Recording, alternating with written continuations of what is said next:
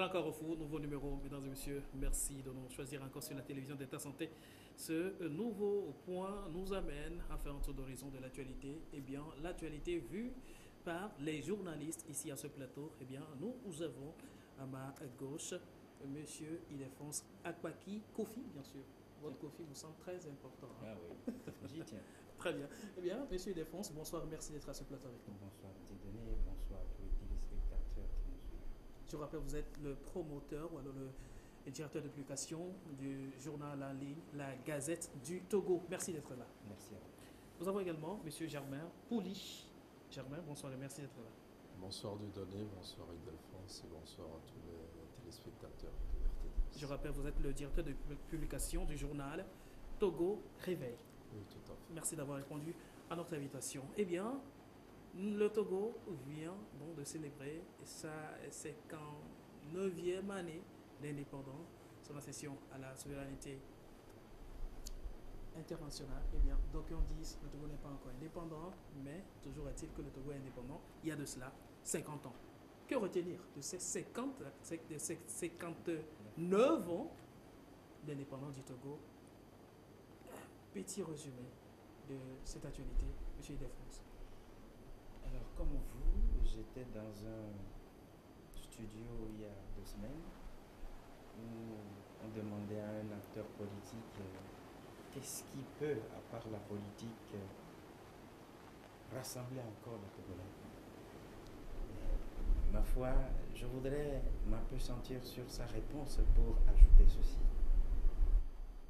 Rien n'arrive aujourd'hui à rassembler les Togolais parce que j'ai eu la chance de vivre et de travailler dans certains pays limitrophes du Togo où cette chance m'a donné l'occasion de suivre la célébration des fêtes nationales dans ces pays-là.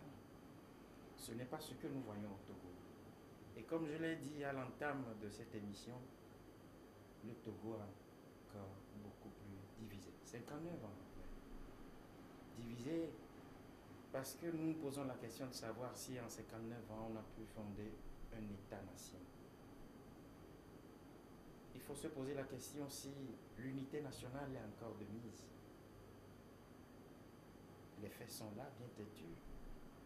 Lorsque dans une nation, le chef de l'État refuse de recevoir un chef religieux qui veut lui parler de l'actualité, lorsque le chef de l'État refuse de répondre aux correspondances des acteurs politiques, lorsque on se rend compte que le pouvoir est au bout du fusil, on organise les manifestations, on violente, on barbarise. 59 ans après, est-ce que nous, Togolais, nous avons les mêmes chances? Nous sommes égaux devant la loi? C'est la grande question. Je dis non. Rien ne rassemble les Togolais. Vous l'avez vu, 59 ans, la célébration a été commune. Est-ce que cette fête a rassemblé tous les fils et filles du Togo, comme c'est le cas dans certains pays limitrophes? Le Ghana voisin? Non. C'est tout ce que j'ai dit. Pour vous, après 59 ans d'indépendance, il n'y a rien à mettre sous la dent. Je dis le Togo est encore plus divisé. Les derniers événements politiques nous le prouvent à suffisance. Violence par-ci, assassinat par-là. Pourquoi? Vous ne voyez la chose que dans un prisme politique là. Il n'y a pas que la politique, il y a aussi le développement social. Le développement social. Je n'en vois pas. Peut-être que pour le moment, je suis atteint d'une cécité qui me fait dire que je n'en vois pas, parce que chaque fois nous parlons d'un mandat social sous lequel les prix, même des premières nécessités, grimpent. On a augmenté les frais de l'électricité, de l'eau, les taxes au port. Est-ce que vous avez appris qu'il y a eu augmentation de salaire? Je rappelle qu'en 2004, quand il y a eu la dévaluation, les États dont les dirigeants sont beaucoup plus, et là ce n'est pas une insulte, politiquement civilisés, avaient opté pour l'augmentation de salaire des fonctionnaires pour pouvoir amortir à défaut de l'augmentation du salaire, vous savez ce qu'ils ont fait? C'est les mesures d'accompagnement. Ça n'a pas été le cas au Togo. Viennent s'ajouter après les nombreuses taxes. Le Togo et les Togolais sont asphyxiés par cette gouvernance-là. Merci, Ildefonse. Eh bien, Germain Poli, que retenir des 59 ans d'indépendance du Togo? 59 ans d'indépendance, je crois que c'est un long parcours. D'abord, on ne peut que saluer nos grands-parents, et pour certains nos parents, donc, qui ont lutté pour arracher cette liberté aux colonisateurs. Indépendants, nous le sommes. Indépendants, nous ne le sommes pas. Ça dépend du terrain sur lequel nous sommes. Et quand nous prenons le terrain de la liberté, de la démocratie, nous sommes indépendants depuis 1960. Il y a eu une démocratie balbutiante. Après, il y a eu la période des partis uniques, donc un peu partout en Afrique, et où il fallait, qu'il y avait comme objectif donc de souder les nations, parce que nous sommes des nations composées d'éléments disparates, en ce qui concerne les ethnies et tout cela. Et ce qu'on a appelé pendant longtemps le creuset national a connu aussi ses limites, donc avec les années 90 et l'appel de la Baule où Mitterrand a invité tous les pays africains francophones donc, de s'ouvrir au multipartisme et à la pratique donc, de la démocratie. Et là, le Togo a connu certaines difficultés. Et vous allez voir que de 91 donc jusqu'en 2007, j'allais dire, ça a été difficile. La démocratisation a été beaucoup plus compliquée que dans certains pays en Afrique noire, un peu aussi en RDC, on a presque le même parcours. Mais quand on fait le bilan, je suis un peu d'accord avec lui parce que cette démocratie-là a apporté une réelle division au sein de notre société parce qu'elle a été mal comprise à l'issue d'une conférence nationale qui elle-même a été bâclée, quoique dirigée par un prélat, alors qu'elle est à l'image de ce qui s'est passé au Bénin, justement, où nous avons pratiquement importé le concept. Ici, ça n'a pas été le cas. Et donc la conférence au Bénin a débouché sur une transition dirigée par un Premier ministre qui s'appelle Nicéphore Segoulo, qui a été pratiquement reconduit, plébiscité comme président. Alors qu'ici, on a vu un Premier ministre Figo sortir de la transition qui a été paralysé par ses propres amis de la conférence. Et finalement, c'est une transition qui a été très compliquée, finalement, un enracinement démocratique qui a été très difficile jusqu'en 2005, avec le décès du président Yadema, et puis les élections et les violences qu'on a connues en 2005. Et il a fallu donc après la PG que les premières élections libres, donc sous l'ère démocratique, arrivent en octobre 2007. Donc depuis lors, on peut dire que le Togo est entré progressivement dans le concert des grandes nations en enchaînant des élections assez libres, en renforçant la liberté. Et la liberté, l'une des libertés dont nous profitons d'ailleurs, c'est cette liberté de presse qui nous permet aujourd'hui de nous exprimer, cette liberté de s'associer et tant d'autres. Maintenant, est-ce que nous sommes indépendants au-delà de l'aspect politique? Est-ce que nous sommes indépendants sur d'autres points, sur le plan culturel, sur le plan économique? Je ne dirais pas beaucoup. Parce qu'aujourd'hui, quand le maïs que nous mangeons naturellement, qui est l'un des aliments les plus prisés, nous le faisons au Togo, nous le cultivons au Togo, c'est une bonne chose. Mais quand on prend l'aliment qui vient juste après, le maïs qui est le riz, ben la quasi-totalité de notre riz est importée. Aujourd'hui, je félicitais Ildefonse justement quand on est arrivé en disant qu'il est aux couleurs de l'indépendance, parce que pendant que je suis en costume, il est quand même en pagne, même si le pagne n'est pas togolais.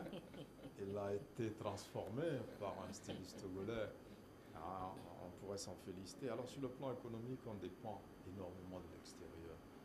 Et nous consommons ce que nous ne produisons pas, nous produisons très peu ce que nous ne consommons même pas. Et donc c'est un problème sérieux. Et sur le plan culturel, aussi nous n'avons pas su nous imposer. Ce n'est pas le Togo, ce n'est pas le seul pays africain, mais l'Afrique en général n'a pas su vendre ses valeurs dans ce monde, dans cet espace mondialisé. Et donc on n'apporte pas grand-chose, alors que nous absorbons toute la culture. Aujourd'hui, vous allez dans toutes les maisons, vous avez Canal+, toutes les chaînes étrangères, les gens captent difficilement RTDS, captent difficilement la TVT, la TV2 et autres. Et tous les programmes qu'on nous balance, c'est des programmes destinés aux sociétés occidentales qui font qu'aujourd'hui nous avons des réflexes de consommation qui sont dirigés vers la consommation des produits étrangers. Et là, c'est un réel problème parce que si on veut être indépendant, au-delà de l'indépendance politique que nous avons, il faut qu'on s'autosuffise, qu'on soit autonome et qu'on puisse vivre à partir de ce que nous produisons. Et là, nous sommes très loin du compte. Nous sommes en retard par rapport à des pays comme la Chine. Nous avons une indépendance bien avant la Chine. La Chine est très en avance sur nous. Maintenant, pour revenir vraiment à la célébration de l'indépendance, je crois que là aussi, je l'ai dit, c'est une démocratisation qui a divisé un peu nos citoyens. Mais ce n'est pas propre au Togo parce que moi, j'étais au Ghana voisin, donc parlait d'Alphonse. Il y a 11 ans exactement, quand le Ghana faisait ses 50 ans. Il n'y avait pas l'unité de célébration sur les 50 ans qui était une date extraordinaire parce que je me rappelle bien le président John Jerry Rawlings a boycotté l'invitation du président du moment pour la célébration en disant tout simplement qu'il n'allait pas aller s'asseoir sur le même dans les rangs de ceux-là qui pillent le Ghana aujourd'hui, qui font souffrir le Ghana. Il a boycotté les élections. Moi, j'étais choqué. Dit mais c'est quand même une date importante en tant qu'ancien président et un homme toujours influent sur le plan politique dans son pays devait y être. Il a tout simplement boycotté cette célébration. Donc c'est pas nouveau, mais je pense que tout ça ce sont les dérives de la politique. Ce sont également des calculs parce que ceux-là qui surfent sur ce genre de division espèrent en retirer des dividendes sur le plan politique. Très bien. Mais quoi qu'on dise, on retient une seule année, une seule date, le 27 avril 1960, le Togo a obtenu son indépendance.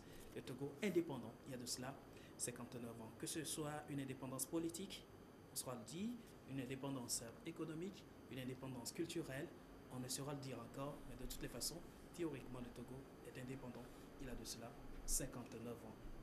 Vous avez d'ailleurs honoré 59 personnalités au nom de ces 59 ans d'indépendance. Je ne sais sur quels critères, sur quelle base vous vous êtes basé. Oui, tout à fait. Notre parution du vendredi, donc le 26 avril, donc à la veille de l'indépendance, a été consacrée donc symboliquement à honorer à notre manière 59 personnalités dans différents domaines, justement parce que on ne voit que les acteurs politiques et parfois des acteurs sportifs et quelquefois et rarement des acteurs culturels, mais nous sommes allés un peu plus loin, montrer aussi certains bâtisseurs, certains entrepreneurs, certains producteurs togolais donc, qui ont fait des choses extraordinaires. Et donc notre équipe de rédaction travaillait pendant des mois sur ce projet-là. On a ouvert nos travaux à des contributions externes et puis nous sommes arrivés donc à pouvoir dégager donc 59 personnalités symboliques par rapport à 50 ans et c'est quand au 59e anniversaire. L'année prochaine, on passera aux 60 personnalités, si Dieu nous prête vie. Très bien. Et on est là pour célébrer les 60 ans de l'anniversaire de notre... Merci Germain Pouli. Eh bien, à la veille de la célébration de ces 51 ans d'indépendance, le 26 avril bien sûr, il y a eu une grande surprise. Ce qui n'est pas de l'habitude des Togolais, le président de la République qui se positionne devant les députés pour un discours, quoi qu'on dise, historique. Ildefonse, vous avez été surpris évidemment. Je crois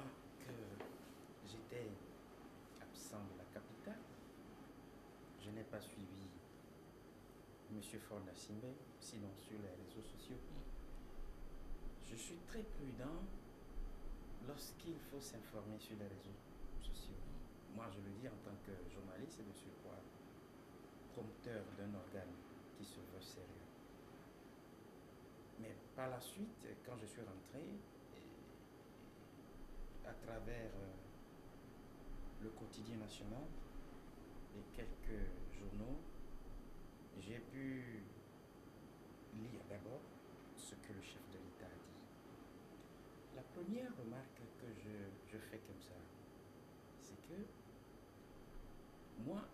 Est-ce que d'abord c'était une surprise pour vous de voir le chef de l'État devant les députés à la veille de la célébration d'une journée nationale, une journée d'indépendance, ce qui n'est pas habituel hein. Pour vous? C'était une surprise? Non, mais je ne suis pas surpris. Parce qu'en réalité, M. Faure devait sacrifier à la tradition tous les ans. Parce que quand vous prenez l'article 74 de la Constitution togolaise, c'est une obligation constitutionnelle à M. Faure Gnassingbé de se prêter à ce jeu-là. Mais lorsque vous prenez l'article 42 de la même loi fondamentale, l'article 42 dit « Tout citoyen togolais a le devoir sacré de respecter la Constitution, les lois et les règlements de la République du Togo. » J'aurais pu écouter le chef de l'État nous dire « Pendant 13 ans, je n'ai pas pu sacrifier à la tradition pour ces raisons-ci. » Je ne l'ai pas écouté. Parce que moi, mon papa n'a pas juré sur la Constitution togolaise. C'est M. Faure Eswazina Gnassingbé seul qui a eu la primauté, à qui d'ailleurs cette Constitution donne ce pouvoir-là de prêter serment et de dire que tout ce qui est contenu dedans, je dois le faire. Mais il est le premier à le violer. Plutôt à la violer, cette Constitution-là. J'aurais fait cette première remarque en disant que monsieur vient me dire au peuple, je ne l'ai pas fait les 13 ans là, voilà les raisons. Puisque c'est une obligation constitutionnelle. Je ne l'ai pas vu. Et ensuite, parce que, vous savez, présenter l'état de la nation, moi, personnellement, je ne vois pas de différence entre ce que fait M. Faure Gnassingbé le 31 décembre et à la veille de la célébration de la fête nationale du Togo. J'ai eu du mal à comprendre le sens, parce que les discours se rejoignent. Et c'est des discours qui reflètent ou qui sonnent comme des effets d'annonce. Il y a des choses qui sont dites qui n'ont jamais été faites. Le scientifique nous dit, un muscle qui ne travaille pas s'atrophie, et le philosophe renchérit en disant que nous avons en nous des virtualités, et c'est par le biais des exercices culturels qu'on rend visible, qu'on actualise là. Voilà pourquoi chaque fois il faut se prêter à ce jeu-là. Maintenant sur le fond, puisque présenter l'état de la nation veut dire nous dire la situation du pays. Très bien, nous allons revenir quand même sur le fond, le contenu d'ailleurs de ce grand discours que le président a prononcé devant les députés. D'accord? Un seul instant. Alors, jamais pour vous, c'est naturel hein, de voir le chef de l'État devant les députés le 26 avril dernier. Bon, naturel, on ne dirait pas. Je le rejoins quand il dit que ça devrait être le cas tous les ans, parce qu'il y a une disposition constitutionnelle qui le prévoit. Donc, c'est la deuxième fois en tout cas que le chef de l'État le fait depuis qu'il est au pouvoir. Et on espère que désormais il le fera, parce que, vous vous rappelez, les Togolais l'ont attendu le 31 décembre 2018, ça n'a pas apparu. Finalement, en début janvier, il a sorti un décret pour accorder la grâce présidentielle à certains détenus. Certains avaient estimé que c'était les vœux. Je crois que finalement, il a laissé ce discours du 31 décembre qui n'est pas prévu par la Constitution, mais qui est une habitude dans de nombreux pays. Et donc, pour se coller finalement ce qui est prévu par la Constitution, on peut s'en féliciter. Beaucoup disent souvent que le chef de l'État aime faire des surprises. Hein? Oui, c'est vrai qu'on ne l'attendait pas. On attendait peut-être un discours à la télévision, mais pas à l'état de la nation devant les députés. Bon, ça, personne ne s'attendait à ça parce que tout le monde a oublié cette disposition. Hein. Ça a été fait une fois et depuis, avant lui, ça n'a pas été véritablement fait. Quand il est arrivé, ça a été fait une fois et puis donc on a oublié un peu. Et donc quand il le fait, on se rend compte qu'en fait c'est quelque chose qui était prévu et qui ne se faisait pas. Et que, vous savez, en décembre, le 31 décembre jusqu'au 2 janvier encore, certains attendaient le discours du chef de l'État. Mais ça n'est pas arrivé. Et les gens se plaignaient comme si c'était une disposition constitutionnelle. Que du 31 décembre au 1er janvier, il fallait que le chef de l'État fasse un discours. Et certains même le confondaient à l'état de la nation. Alors qu'il n'en était rien. Certains chefs d'État dans certains pays, ils se présentent leurs vœux à leur population entre le 31 et le 1er janvier et ça n'a pas été fait, mais là où il y a une exigence, c'est au niveau de ce qui se fait devant le Parlement. Et je pense que ça a été fait, ça participe donc, à l'enracinement de la démocratie, au respect des textes. Vous savez, notre constitution elle est vaste. Il y a beaucoup de choses qui ne sont pas respectées dans plusieurs domaines. Et je pense aussi que la Cour constitutionnelle, puisqu'elle sera prochainement reformée, on espère aussi qu'elle prendra sur elle peut-être de s'autosaisir si elle en a les prérogatives pour faire en sorte que toutes les dispositions, pour ne pas dire la plupart des dispositions importantes de la Constitution soient respectées. Voilà, je veux rester un peu dans cette petite parenthèse pour parler des sorties du chef de l'État. Vous savez, on a comme l'impression que les Togolais aiment beaucoup écouter le chef de l'État, surtout l'écouter sur des sujets clés, des grandes crises, le voir sortir pour se prononcer sur des sujets clés, mais sont souvent laissés sur leur soif. Vous avez cette impression? Oui, tout à fait. Bon, je crois que quand on regarde un peu partout, surtout dans les pays occidentaux, les chefs d'État sortent régulièrement quand il y a des problèmes. Mais nous avons un président qui est très peu bavard et qui nous a habitués à sortir seulement entre le 31 et le 1er janvier et la veille du 27 avril. Et ce n'était que les deux occasions. Et même pas d'interview à la presse. Et donc, les Togolais attendaient, après se disent, bon voilà, le président c'est quelqu'un qui ne sort pas beaucoup, qui ne parle pas beaucoup, et donc il a habitué les Togolais avec cette situation. Maintenant, est-ce que c'est une bonne chose de sortir toutes les fois qu'il y a un problème? Oui et non, parce que quand vous prenez l'exemple là, de Macron, peut-être avant lui, Nicolas Sarkozy, qui en a tellement abusé de ces sorties-là, alors vous sortez souvent, vous vous prononcez alors que les problèmes sont intacts, ne sont pas réglés. Vous finissez, ça ne sert à rien. Moi, je préfère un président qui sort peu, mais qui est conscient des problèmes et qui essaie de les régler, ou qui envoie ses collaborateurs en charge donc, du domaine concerné, et donc pour travailler.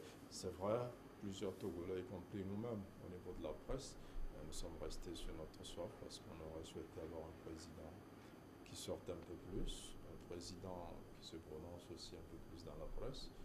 Maintenant, est-ce que la presse aussi a sollicité ce genre de rendez-vous et ne l'a pas obtenu? Ça, c'est une autre paire de manches. Mais écoutez, vous connaissez la réalité. Alors, il défonce. Faire, voilà, notre président ou le président de la République qui fait l'économie de parole, pour certains, c'est une preuve de sagesse, et pour vous, en tant que journaliste, et qui, entre-temps, l'attendiez à vos micros, et le peuple qui l'attendait aussi devant son petit écran, mais toujours pas. Alors, s'il se met dans la posture d'un homme d'État, cette habitude-là est une mauvaise habitude. J'assume. S'il se met dans la posture d'un homme d'État. Un homme d'État, c'est un tout. Vous assumez.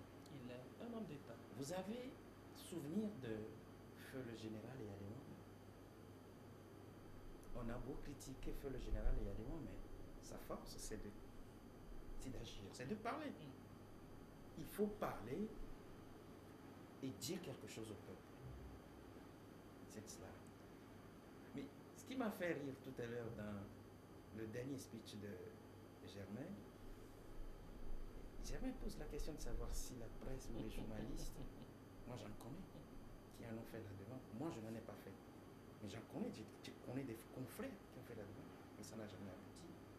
Alors, l'autre côté mauvais de M. Faure Gnassingbé, c'est qu'on ne parle pas aux journalistes autochtones, mais quand il va à l'étranger, il se prononce sur des questions clés. Alors, attends. Est-ce que M. Faure Gnassingbé est président de l'international ou bien président de la République du Togo? Il faut qu'il nous parle à nous, parce que c'est lui le chef de la famille Togo.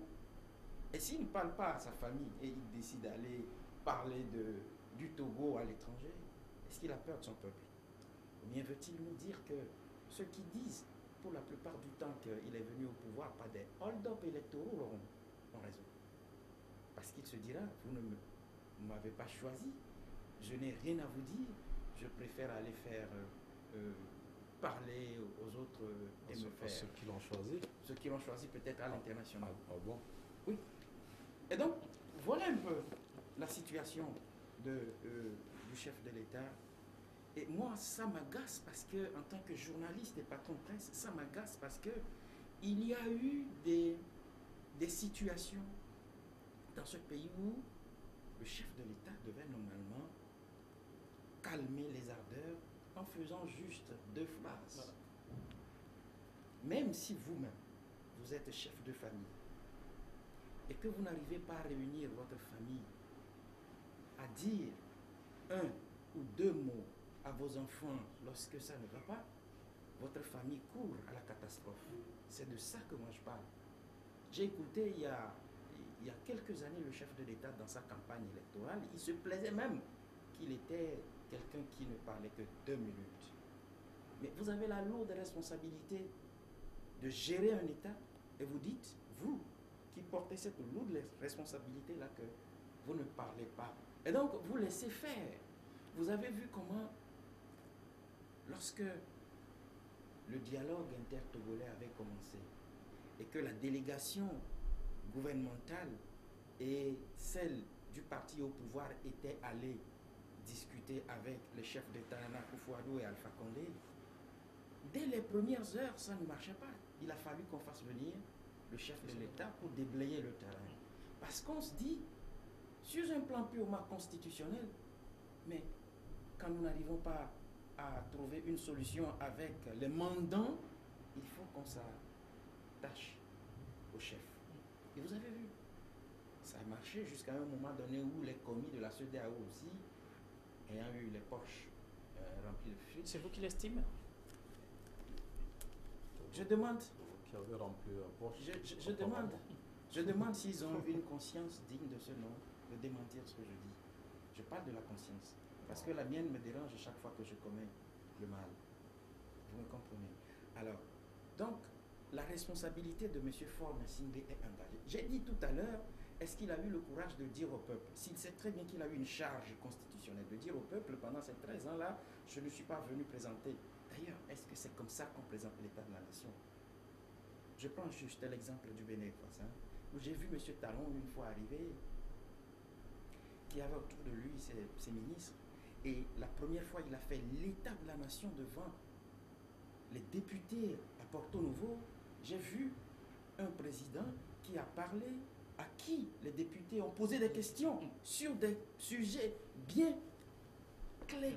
Et vous voyez, quand il n'était pas en lui-même, il n'avait pas les mots, il demande, il y a le ministre qui peut renchérir, et le ministre étant à côté, il prend la parole. C'est ça un État. C'est ça les hommes d'État. Mais la preuve ici, moi j'ai la chance, je rends grâce au Seigneur que je fais ces va-et-vient là pour comprendre un tout petit peu ce qui manque dans mon pays et ce que j'apprends de l'autre là. Moi je ne suis pas contre ceux qui dirigent ce pays, mais je voudrais qu'ils comprennent qu'ils sont en train de gérer un État. Ils sont en train de gérer des êtres humains. Moi j'ai vu, lorsque la Constitution, la loi fondamentale de notre pays fait du chef de l'État le chef suprême des armées, et que dans les rues, nous voyons des pick-up, c'est-à-dire des voitures de guerre qui circulent sans que la hiérarchie ou l'autorité sécuritaire nous dise, lorsque, allez, on s'adresse là au peuple, lorsque vous verrez ces engins-là, dites-vous qu'il y a un problème. Et ce problème, ils peuvent le cacher, mais informer la population. Puisque la loi dit, les forces armées ne sortiront que lorsqu'il y a agression terroriste, lorsqu'il y a invasion.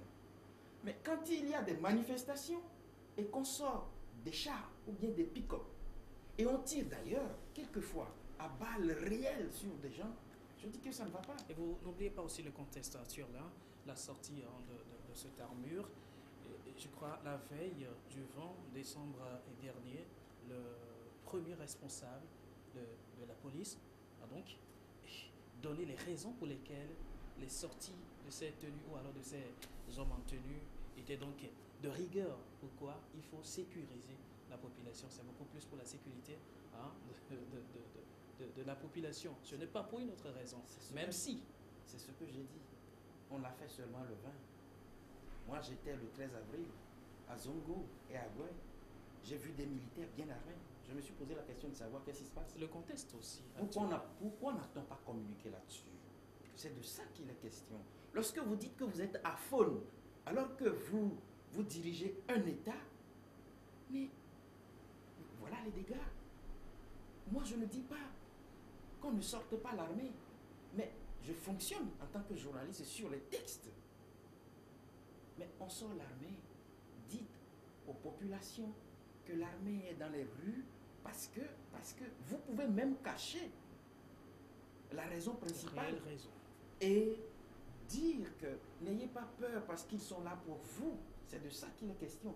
Mais lorsque cette armée-là se met à tirer à balles réelles sur des gens et qu'on n'en parle pas, c'est grave. Parce que la sécurité, ce n'est pas destiné aux forces armées. C'est à la police et à la gendarmerie, à ce que je sache. Voilà, c'est de ça que je parle. C'est vrai, de toute façon, il y a beaucoup de choses à expliquer là, dans ce contexte précis. Il y a beaucoup de choses qui prêtent à confusion, mais de toutes les façons, l'armée, que ce soit l'armée ou alors la police, c'est beaucoup plus pour la sécurité de l'État, la sécurité du pays. Et n'oublions pas le contexte actuel du terrorisme qui fait craindre le pire, et donc il faut par moment peut-être appuyer sur ces gâchettes. Je ne dis pas appuyer sur la gâchette de fusil. Je vais vous rappeler un fait qui me fait toujours sourire. Le Togo est un pays de paradoxe et atypique. Je m'explique. Lorsqu'il y a braquage, on ne trouve pas les forces de sécurité. On ne trouve pas les militaires. On n'abat jamais ces braqueurs. On ne les arrête même pas. Mais lorsque vous brûlez un pneu là, en 2 secondes, vous allez les voir. C'est le paradoxe. Non, mais de toutes les façons, quand il y a braquage, il y a des enquêtes qui sont menées et on finit par quand il y a braquage, on finit par mettre la main. Non. Tout récemment, vous aurez appris l'arrestation de certaines personnes impliquées dans les derniers braquages ici à Lomé. Vous savez, quand il y a braquage, je donne surtout cet exemple-là.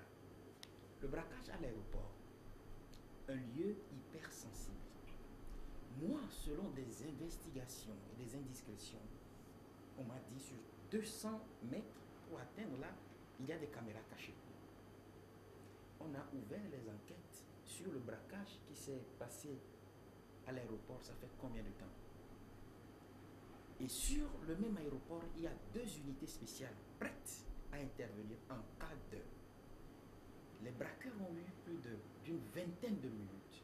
Selon le ministre de la Sécurité lui-même, ils ont tiré.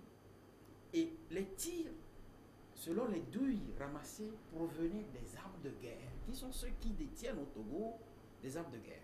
Lorsque je me suis lancé dans des investigations pour savoir combien faut-il pour avoir un permis d'armes, un permis de port d'armes, on m'a dit 2 millions. Combien de Togolais peuvent dépenser 2 millions pour avoir des armes? Alors, qui sont ceux qui sont en train de faire ça? Pendant plus de 20 minutes, même les 2 bases là. Vous n'oubliez pas la thèse selon laquelle certaines armes se promènent aussi dans la nature. Qui sont ceux qui leur ont procuré cette arme-là? Elles ont été arrachées. Elles ont Non, été arrachées. J'ai dit, Voilà. j'ai- Très non, bien, mais donc, non, j'ajoute, j'ai dit à l'époque au ministre, pas comme ça, mais au cours d'une émission, je serai très courtois avec le ministre, hein, en lui disant que je n'ai pas fait la balistique, je n'ai pas fait l'armée, mais quand le ministre me dit que les armes sont perdues, je sais que toute arme a des numéros. Dites-nous, combien d'armes sont perdues? Vous le savez, les noms, maintenant? l'autorité connaît le nombre d'armes perdues. Le Très bien. Togo est un De- pays de- de de- paradoxe. De toutes les façons, il y a certaines choses qu'on appelle secret. Ah, non. Non, je crois que vous avez un peu abordé la situation parce que quand j'écoute Ildefonse aussi, il m'a fait sourire à plusieurs reprises.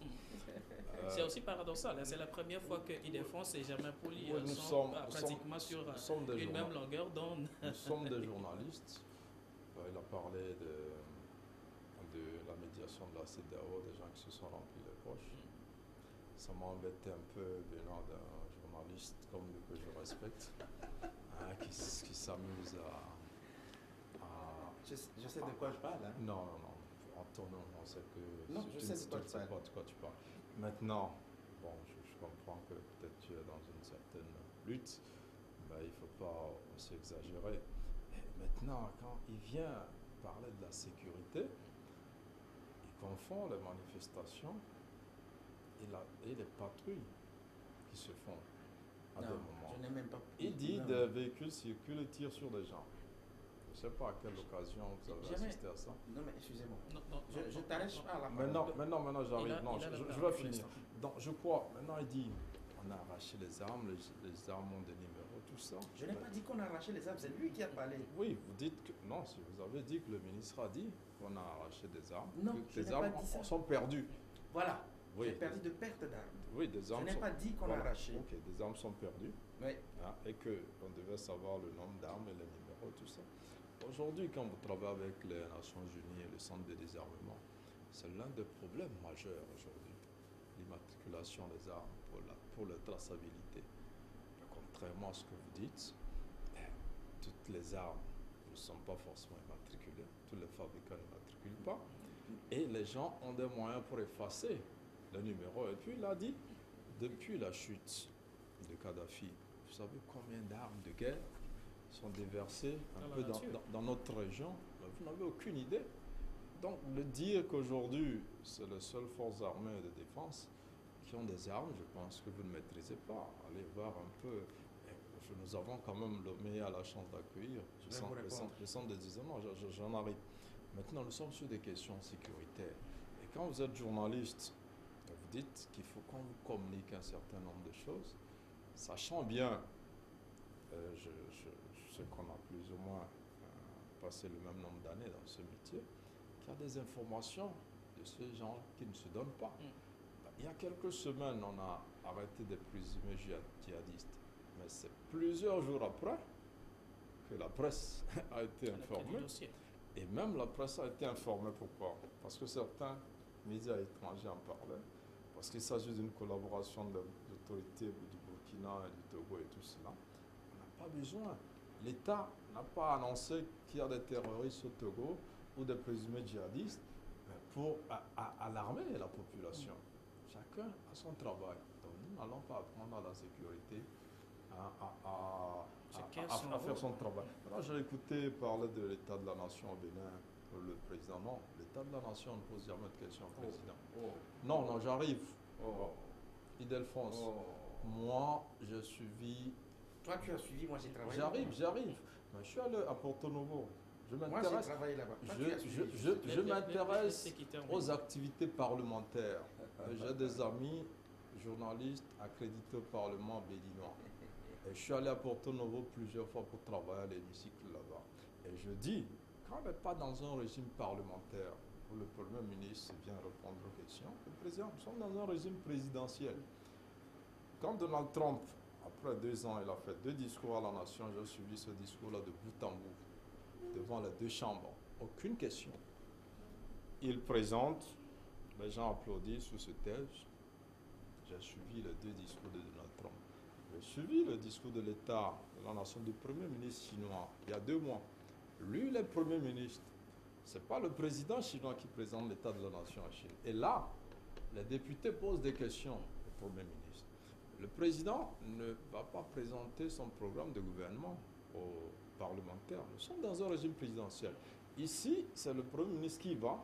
Et d'ailleurs, les députés n'ont même pas cette force de révoquer un Premier ministre dans le régime où on est.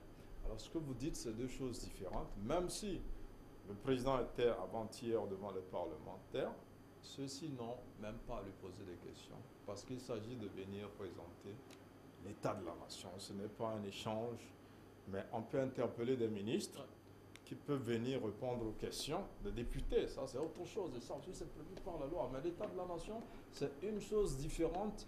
Et va chercher Donald Trump. On a fait 2 en 2 ans. Aucune question des démocrates ou des républicains n'est venue. Je te dis je m'intéresse aux questions parlementaires, aux activités parlementaires. Et je te dis que ça ne se fait pas comme ça. Maintenant, je pense que nous sommes dans un pays où le président peut parler, et comme je le disais, ou ne pas parler. Parler et ne pas résoudre le problème, moi, ça me pose un problème. Ne pas parler, résoudre le problème, moi, ça m'intéresse. Et quand vous savez, la crise du 19 août a été déclenchée, mais quand les marches du 5 et 6 septembre 2017 ont été programmées, et le 6 et 7 septembre, le 5 septembre, le gouvernement a introduit un projet qui apportait une réponse à toutes les revendications du 19 août. Qu'est-ce que l'opposition a dit? C'est trop tard, nous on ne veut plus de réforme, on veut le départ du président. On veut le départ d'un président qui n'a pas à vous répondre. Tout ce que le président fait, c'est d'organiser son parti. Et la première sortie à TV où organiser son parti, c'est là où les gens l'ont écouté et ont compris un peu quelle était sa vision du terme. Et après, il a enchaîné avec une interview sur Jeune Afrique. Là encore, peut-être on aurait souhaité que ce soit un journal togolais. Mais il y a une communication internationale aussi qu'il faut faire pour que les gens aient une idée de la situation dans le pays. Et puis, il faut aussi demander des interviews. Parce que moi, je pense qu'on ne peut pas aussi être là à dire, bon, le président ne nous accorde pas d'interview. C'est aux journalistes d'aller. Tu es allé combien de fois, toi? Je ne sais pas si RTDS a une fois demandé une interview au président. Moi, j'en ai jamais demandé. D'accord. Et je ne crois pas que RTDS en a demandé. Non, vous croyez, de toutes les façons, il y a eu quand même des démarches allant dans ce sens qui n'ont pas abouti. Oui, voilà. Donc, c'est pour dire, en fait, je crois que parfois, quand vous êtes dans une situation où les gens ne respectent pas la loi, ne respectent pas la Constitution, se disent, bon, on a vu des pays où on a chassé le président par la rue, nous aussi nous allons utiliser les mêmes méthodes. Le président n'a pas forcément à sortir. Et je crois que ce silence lui a été finalement bénéfique parce que ses adversaires se sont embrouillés finalement entre eux et puis il n'y a plus rien en face. Donc je pense que ça aussi, parfois, le silence est stratégique. Maintenant, quand il s'agit de communiquer, il y a des problèmes pas aussi politiques que ce qu'on a vu. Et puis parlant de ces manifestations, je crois qu'Ildefonse vit dans ce pays. Nous avons connu les plus grosses manifestations avec le CST. On en a connu avec le FRAC. Il n'y a jamais eu de violence comme il y a eu des manifestations depuis le 19 août. Et donc CAP 2015, récemment, a organisé des manifestations comme pas possible. Ça a toujours été des manifestations pacifiques. L'encadrement a été ce qu'il devait être, même s'il y a quelques débordements comme ça se passe un peu partout d'ailleurs. Demain, les Gilets jaunes en France s'apprêtent à marcher. Qu'est-ce que Macron a dit? Il a demandé aux forces de sécurité la fermeté contre les casseurs. Parce que les casses sont déjà annoncés. Aujourd'hui, vous parlez des militaires et des gendarmes policiers. Quand vous allez à Paris, vous voyez des militaires. Vous ne voyez pas que des gendarmes et des policiers. Parce qu'il y a une situation de crise qui a amené l'armée à renforcer la police et la gendarmerie. Ça peut arriver dans certains cas. Donc nous sommes sur des questions assez pointues où il vaut mieux vraiment se référer aux spécialistes que de faire une sorte de confusion. On confond militaires et gendarmes. Quand vous dites que les militaires ne sortent que quand il y a invasion, quand il y a attaque terroriste, mais quand il y a menace par rapport à l'intégrité territoriale, ils sortent, ils ne vont pas attendre qu'on attaque d'abord. Quand il y a menace, Très ils bien, sortent. très bien, Et très donc bien. quand Oui. on voit des patrouilles, c'est de la dissuasion. Moi, je ne vais pas quand même te former. Alors, Mais pourvu, et je rappelle que la dernière fois, le chef de l'État a rendu quand même hommage à ces forces de sécurité là, parce que nous n'avons aucune idée de ce que ces gens-là font et endurent pour que nous dormons tranquillement la nuit chez nous.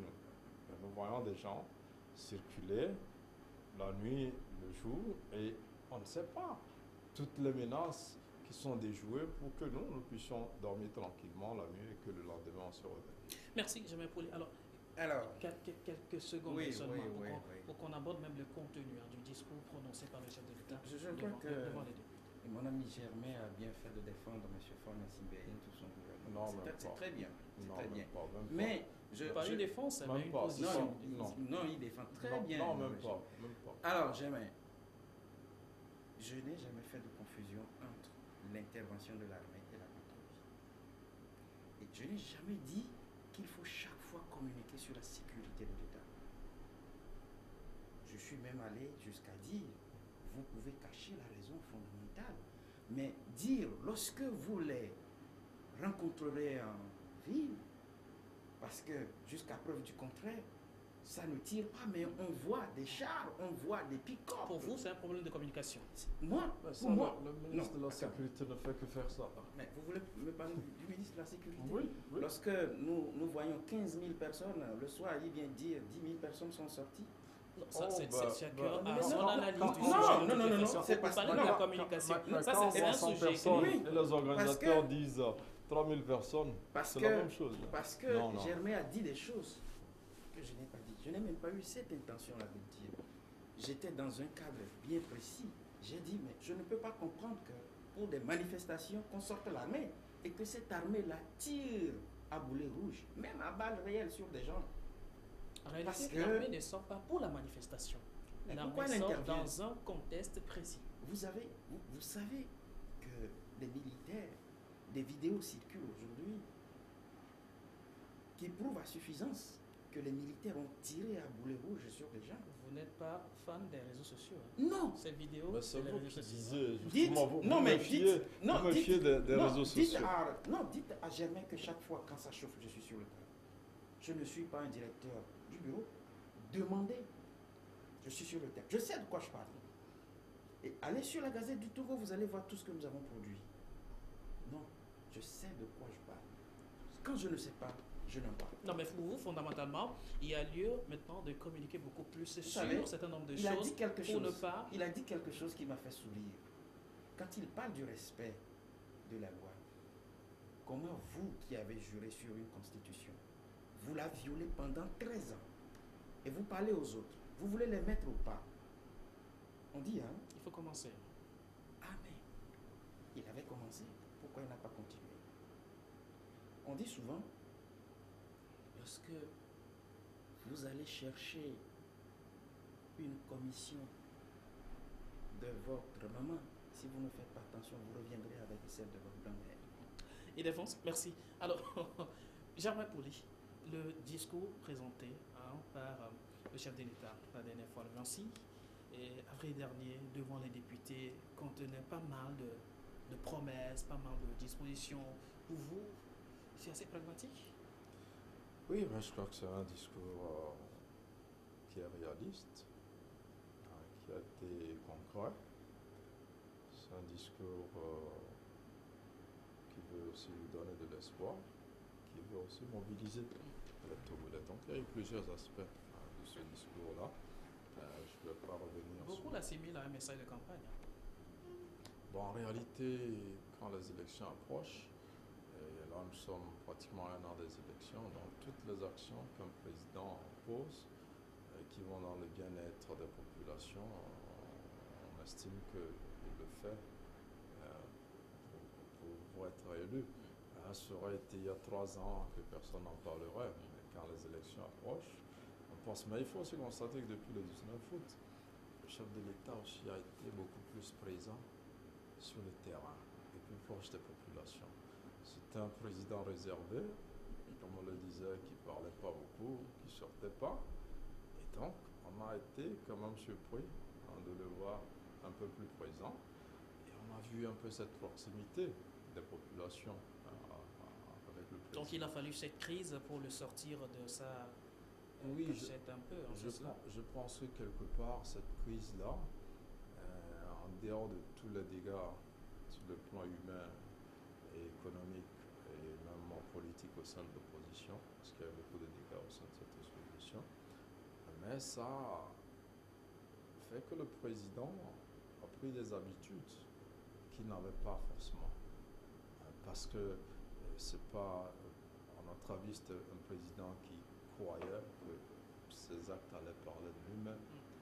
Il faut aller sur le terrain, les gens ont envie de voir le président. Vous voyez, les foules parfois étaient contentes de le voir à des endroits. Moi, j'ai eu l'occasion d'assister à l'inauguration d'une centrale thermique dans un village reculé, à 50 km de Bassar, en allant vers la frontière du Ghana, à Kuntu. J'étais surpris de la façon dont les populations accueillent le chef de l'État. Vous voyez, des gens, c'est un grand événement pour eux.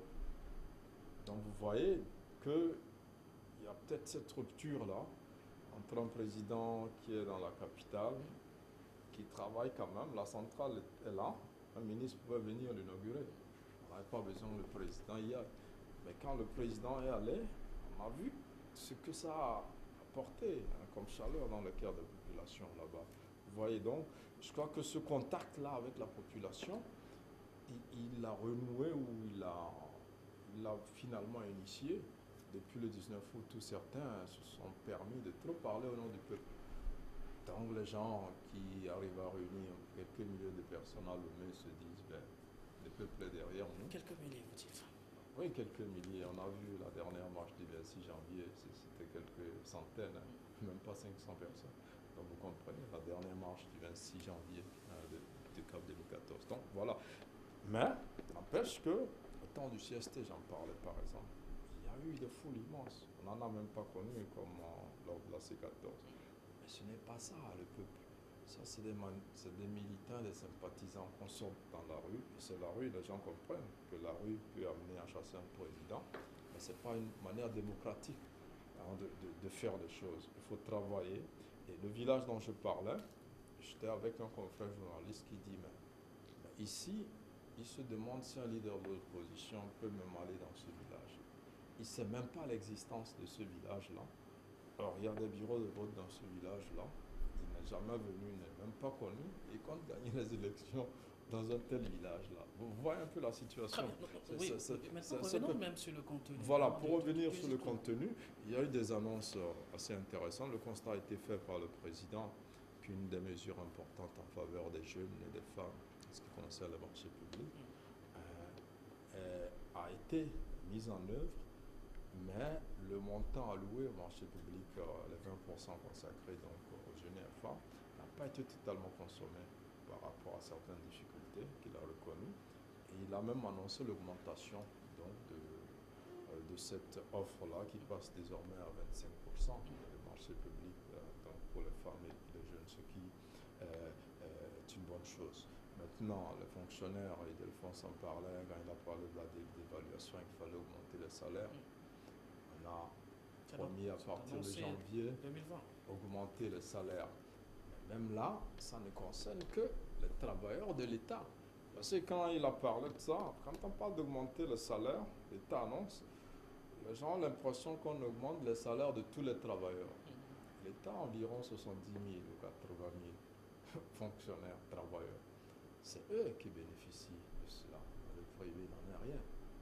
Maintenant, c'est une bonne chose pour ces travailleurs-là, mais ce n'est pas seulement ça.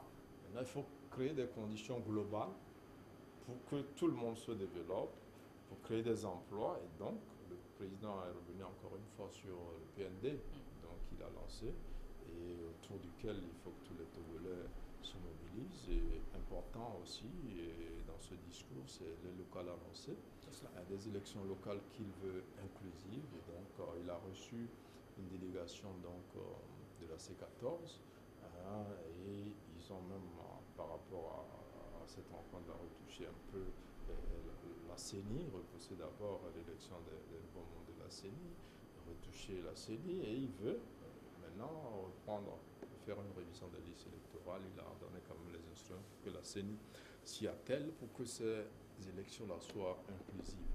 Donc ça, c'est une bonne chose. Ça veut dire que ces élections, on l'espère, auront lieu très bientôt, donc courant cette année. C'est cela. Et ce qui va contribuer aussi Les dates sont déjà fixées. Juin prochain, fin juin prochain. Et défense, vous n'avez pas trouvé et vraiment la teneur de cette présentation de la nation devant, de l'État, voilà, de la nation, devant les députés. Mais est-ce que dans le message véhiculé, le discours prononcé par le chef de l'État, vous ne trouvez pas des choses qui puissent véritablement entrer dans le cas du développement du pays comme cela se doit? Vous savez que lorsque vous restez à l'étape des faits d'annonce. Vous l'appelez fait d'annonce? Non, oui, moi, c'est comme ça je conçois la chose. Parce que ce n'est pas la première fois que j'ai l'occasion d'écouter M. Fornassi. Pour vous, c'est du déjà vu? Moi, on m'a posé la question, je crois, le 2 janvier ou le 3 janvier sur Métropolis. Est-ce que ça me chagrine le fait que je n'ai pas écouté le discours de M. Fornassi? Alors j'ai retourné la question à l'animateur en lui disant qu'est-ce qu'il me dira de nouveau, puisque j'ai eu au moins l'occasion de l'écouter plusieurs fois. Lorsque je parle d'homme d'État, c'est quelqu'un qui respecte sa parole. Je reviens sur des aspects qui me font froid dans le dos par rapport à tout ce que M. Fornassi me dit.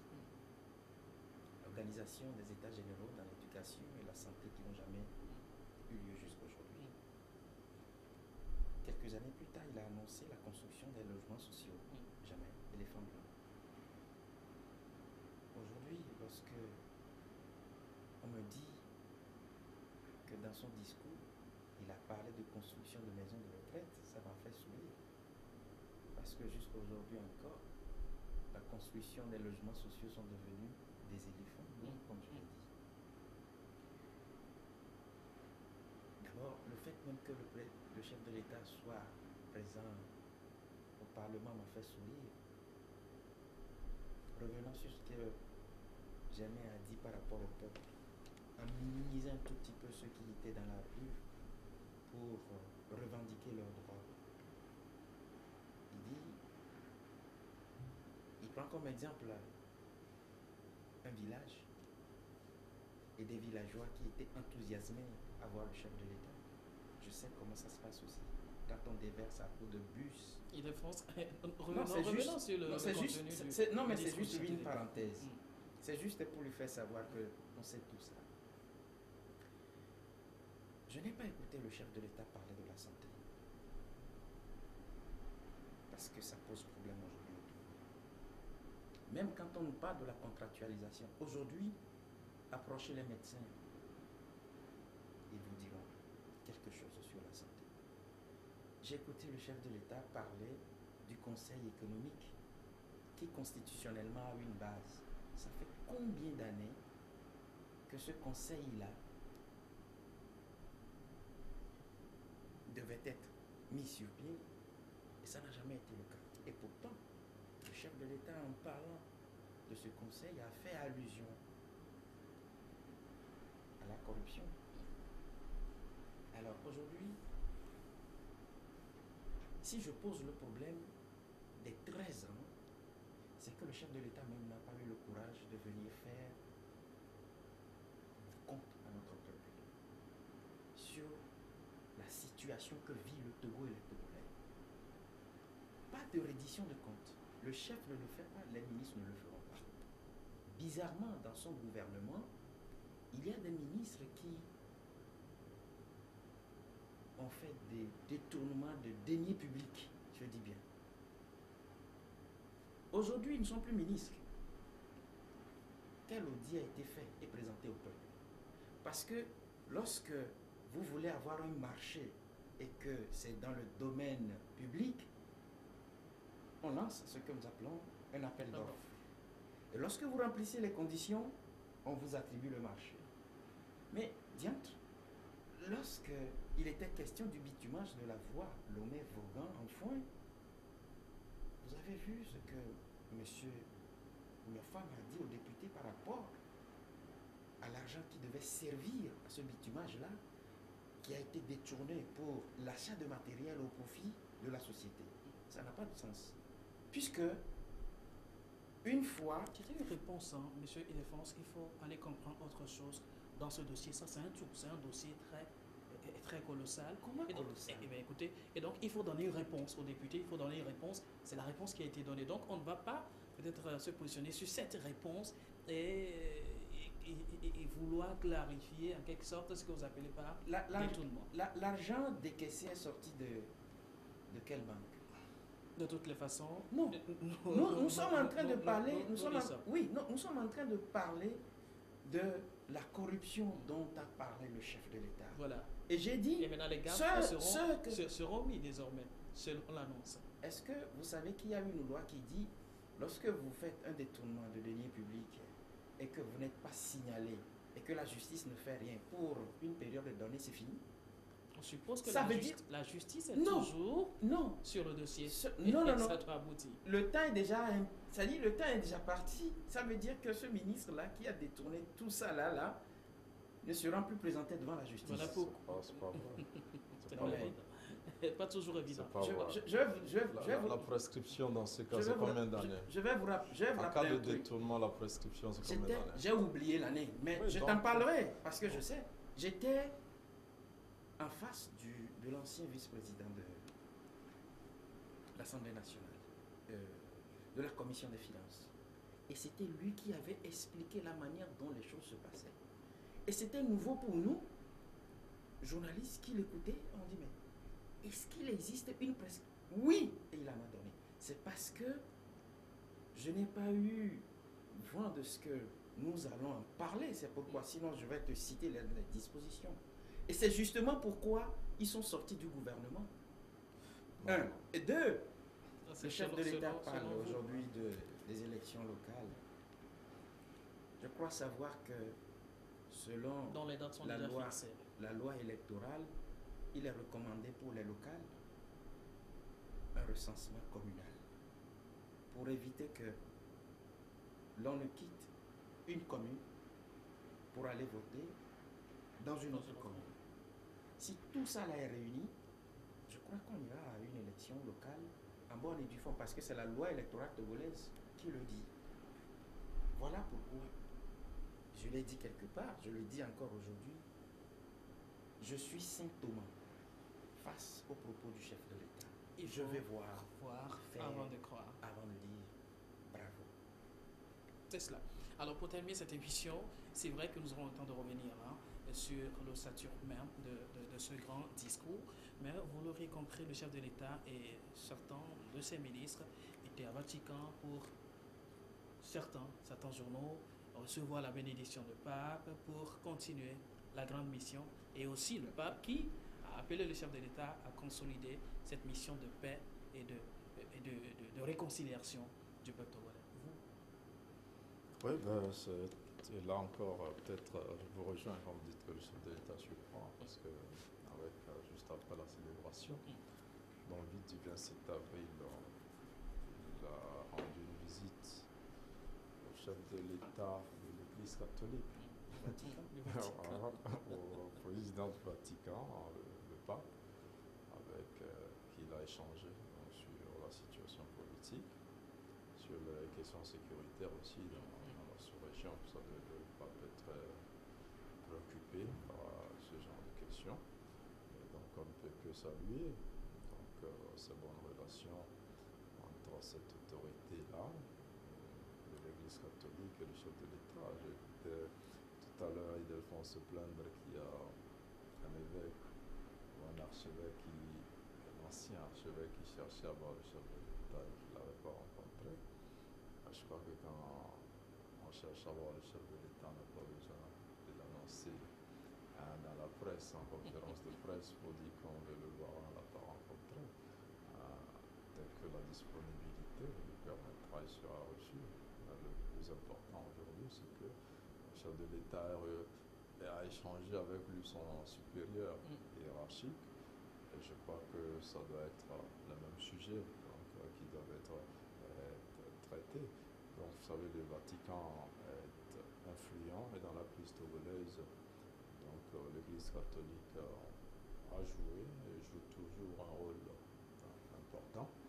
On a vu la conférence nationale, on en a parlé avec quelques échecs, mais la CVJR a été quand même un succès. Il faut mettre à l'actif de l'Église catholique.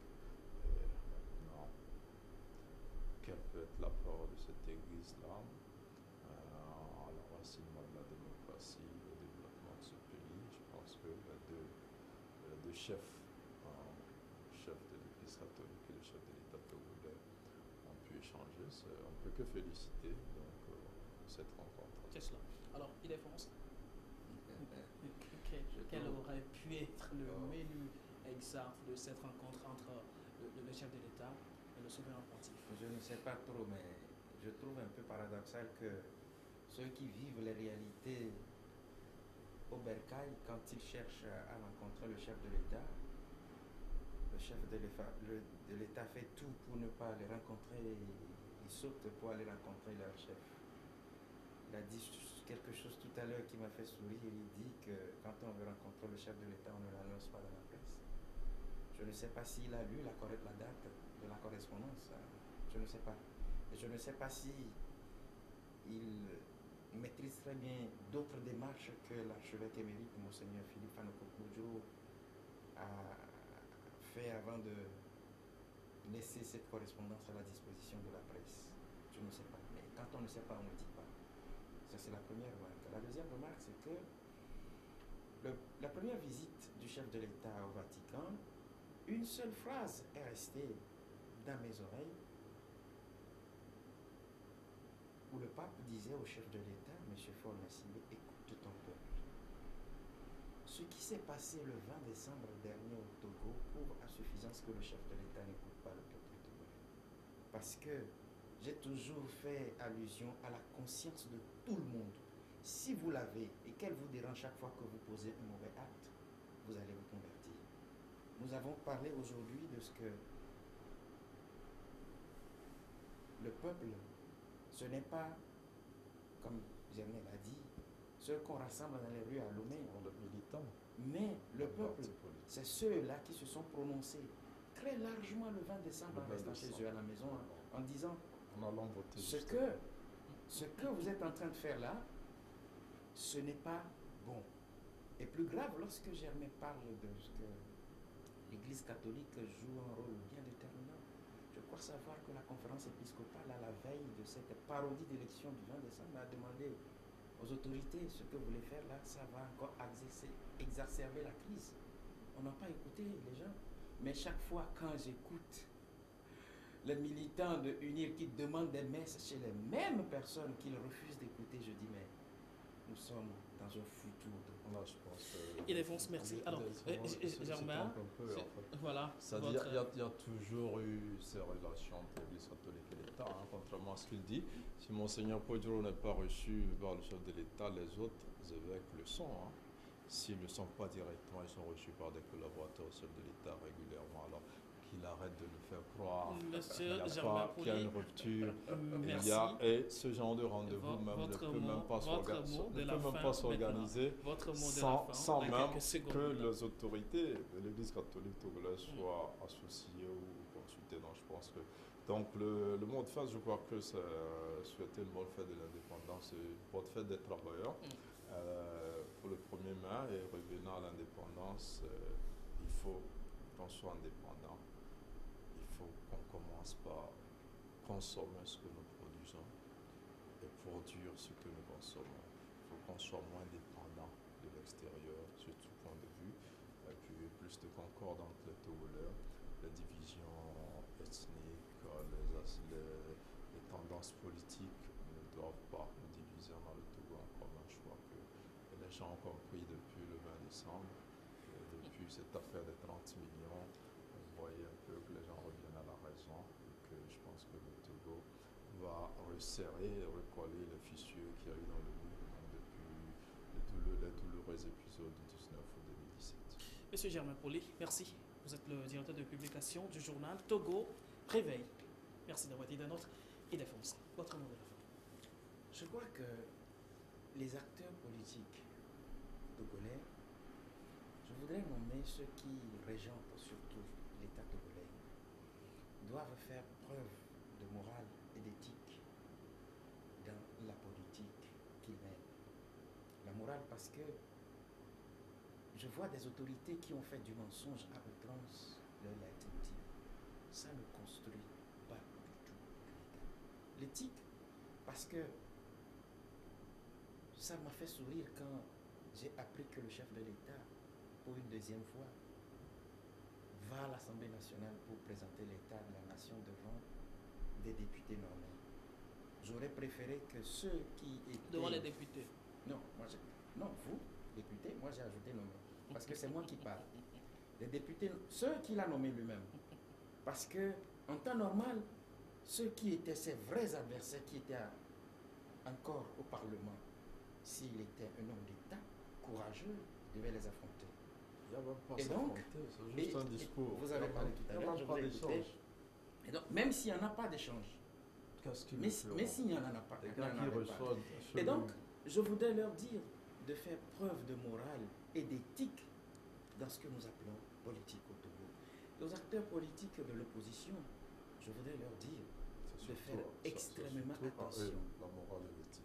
Extrêmement attention pour que la vie des citoyens togolais soit sauvegardée et que l'intérêt national soit aussi sauvegardé au détriment de tout ce qu'ils font comme calcul politicien à eux.